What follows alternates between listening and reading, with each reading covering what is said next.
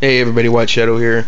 I'm going to make this kind of a brief video. I'm not going to get real too in-depth in it. I've watched a lot of EDC videos here lately, and to me it seems that there's a lot of good information out there, but there's a lot of guys just gloating about their equipment and what kind of stuff they have. It's a chance to show off their guns or show off their knives or whatever. I mean, it just seems a little ridiculous to me. And one thing that has always stuck out to me is that a lot of the equipment that some of the guys are carrying around is really expensive, okay? And I'm not knocking those guys at all. If you got the money and you feel that you need to buy something a little higher end, that's fine, you know. But I want people out there to know, just like me, that you don't have to go out and buy a Glock to protect yourself. You don't have to have a Gerber Leatherman tool to get the job done, and you don't have to have a $200 Spyderco knife to carry on you, otherwise everything else is useless. I mean, that's just nonsense to me. So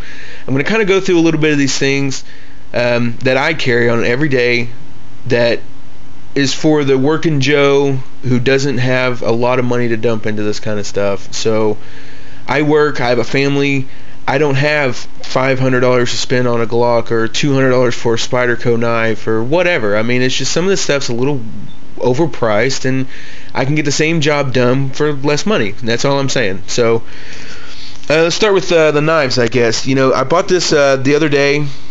I paid $6.50 for it. Okay, it's Smith & Wesson Cutting Horse. I have no complaints about this knife whatsoever. It is exactly what it is that I want it to do, and that's cut things. Okay, I'm not going to use an expensive knife for cutting cardboard or something else that may damage it and stuff like that. I know that knives are meant to cut things, but the more dirtier jobs, I'd rather use that one because I don't want it to get damaged beyond repair, whatever. And you know, one of my good knives, so it's disposable. If it gets too damaged, I throw it away, spend another $6 and have one. Okay. My main knife that I carry is a Buck. I'm a big fan of Buck knives. They're quality USA made products. I love them. This one I picked up as a gift from my wife. She got it for me. It's really nice. I love it. It's sturdy. It gets the job done, and it gets it done the right way. So I have zero complaints about it whatsoever. Also, it's kind of big and bulgy. I don't want to carry it in my pocket, so I have, you know, it came with the pouch here. You hook it to your belt or whatever. My Leatherman tool, Leatherman style tool, also has a pouch that I carry on my belt. This one's a Winchester. Picked it up, $12. Okay, $12, and I've had that thing for over a year, and I have abused the crap out of it. All right, I use it for work. I carry it on me all the time.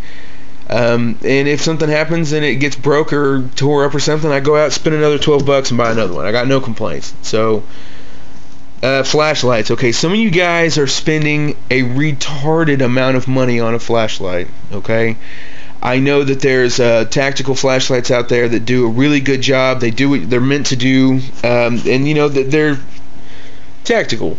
You know, but I think that you know, some guys are overpaying for it, and that's just my opinion. Lights light up things when it's dark. I mean, you see in the dark. That's what they're for. And I don't see spending $100 or even $200 on a flashlight that you're going to carry on yourself, that it does the same thing that this one does. I spent $9 on this LED mag light, mini mag. I've used mag lights for a long time, and I'll tell you, they're indestructible, and they get the job done every time, and I got no complaints. The thing about this whole video is that everything on this table, every single thing is going to equal less to $500. $500 or less. The most expensive thing is my cell phone. I do carry it all the time. That is not included in the $500 or less equipment thing because, well, it's the expensive phone. It's HTC Sensation. It does, you know, all the new Android BS stuff that, you know, whatever. Anyways, it's expensive, so I'm not including that in here. My wallet. Why do people insist on going through the stuff with their wallet? I'm not going to go into the details about the wallet. My wife made it out of duct tape for me like last year or something. It carries my stuff. It carries money. Whatever. I don't need to go into details about that. Same thing with my sunglasses. No one gives a shit about what kind of sunglasses I wear. Alright? They are $50 sunglasses. I bought at Bass Pro. They get the job done. I'm a tournament fisherman, so they had to be whatever, you know what I'm talking about. So no one cares about flashlights. Same thing with watches. Okay, I carry a watch. It's a Fossil. It looks nice. It tells me what time it is and all that other BS. If you need a watch to tell you things, you need to read the news, read the weather, stuff like that. You don't need a watch to tell you what the barometric pressure is, because no one gives a shit unless it's really applicable to what you're doing. Hat. I think a hat's important. And the reason why I think a hat's important is because it'll protect you from the elements. It'll protect you from the sun. It'll protect you from the rain if you need it to. It's just good to have one. Either if you're not going to wear it, throw it in the truck and have it with you. Zippo lighter, my friends. Zippo is something I do not leave home without. I just filled it up with fluid, so it's kind of, there we go. It makes fire, kids. Okay? If you're cold, you're standing stranded on the side of the road, you make a fire. I carry one because I am a smoker. Alright? Now we're going to get into the defense part. Okay? The weapon. I am a Smith & Wesson lover. I love Smith & Wesson products. I love Springfield Arm products and Glock products. I have both. I have Caltech. I have multiple Springfield Arm weapons. I have a 1911 and a XDM 40. This is the one that I choose to carry on my persons. The reason why is because this weapon right here is a Smith & Wesson SW40VE 40 caliber. Complete polymer frame. I throw an extra mag in the truck. This weapon does a great job. I've put 4,500 rounds through this weapon and it's never malfunctioned one time. I don't believe that you have to have a Glock or a Springfield Arms or whatever name brand, you know, Smith & Wesson's name brand, but this weapon right here has outperformed both of my other pistols, and I carry it on me.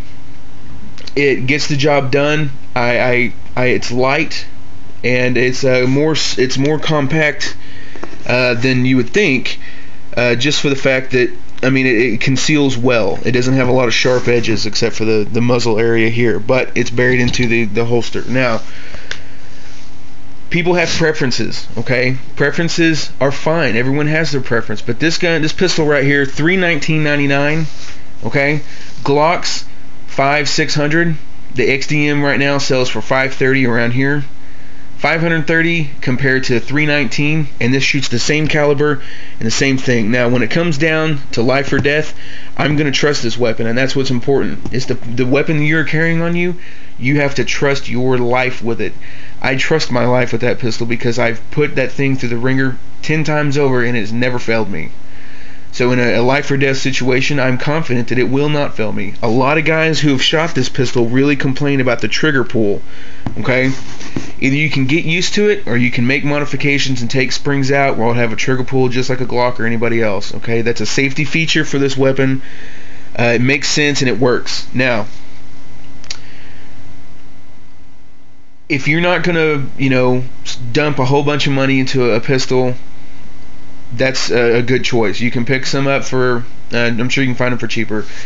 I am a highly big fan of XDM and XD pistols from Springfield Arms. I'll take an XD pistol over a Glock any day of the week. But they're big, they're kind of bulky, they have a lot of sharp edges, they don't conceal well for the way that I conceal my weapons. And so this works for me. My holster.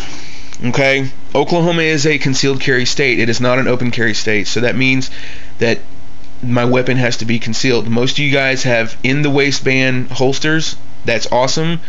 I am a big dude, 6'4", 360 pounds. I don't know if you can tell by the sausage fingers, but this, when the pistol is inserted into, you know, it's a Black Hawk holster. It has the locking one finger release. It's an outside the waistband holster, so it conceals well with my fat rolls, so I have no complaints whatsoever. When I have my shirt on, it conceals it perfectly and allows me to have quick access if I need it, to be able to defend myself or defend anybody, my family or whatever. So that's kind of my rundown. A lot of this stuff, very inexpensive, and you'll get the same great use out of it as if you went out and bought really expensive products. I hope this helps out, you know, gives you guys kind of an insight of what I am carrying around. So, you guys, if you leave your comments, I expect some trolls to make fun or whatever, and that's fine. But this works for me, and you know what? I don't believe that you have to dump $1,000 to have a good everyday carry system. I think this system works really well for me and what I need it for, and it's different for everybody. So you guys, thanks for watching. I really appreciate it, and expect some more videos soon. I don't have very many up right now. I think this will actually be the only one, so check back for more. If you guys have any questions or anything, throw them in the comments below. So thanks a lot, guys. We'll see you later.